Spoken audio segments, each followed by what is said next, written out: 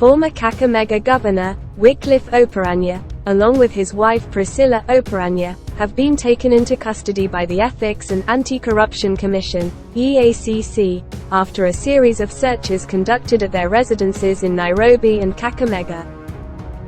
The Orange Democratic Movement (ODM) released a statement on Wednesday, confirming the arrests. This incident marks the second time this year that the former governor has found himself under arrest. Previously, he was subjected to questioning by the EACC at the Integrity Center, where he was extensively interviewed about the alleged transgressions.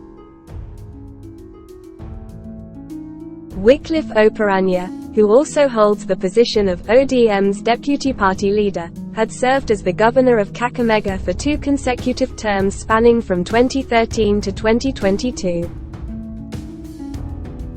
The charges against him are purportedly linked to acts of corruption and economic misconduct that are alleged to have taken place during his tenure as the governor. Although the ODM party issued a statement confirming the arrests, they chose not to provide additional details regarding the circumstances of the arrest. Notably, these developments come in close proximity to President William Ruto's scheduled tour of Western Kenya, slated to occur between August 27 and 30.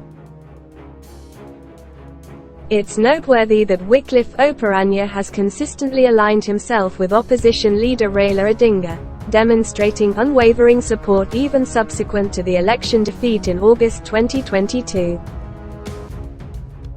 This particular election loss had led to some political figures shifting their allegiances. ODM conveyed the arrest news in a statement, stating, "Our deputy party leader, Governor Wycliffe Oparanya, has been apprehended by officials from the Directorate of Criminal Investigations, (DCI). Both Governor Oparanya and his wife, Priscillah, are presently at the EACC premises located at the Integrity Center." As of now, no official explanation has been provided for the grounds of their arrest or the specifics of their questioning. These recent events have drawn substantial attention, underscoring the significance of the ongoing anti-corruption efforts and their impact on political figures and parties in Kenya.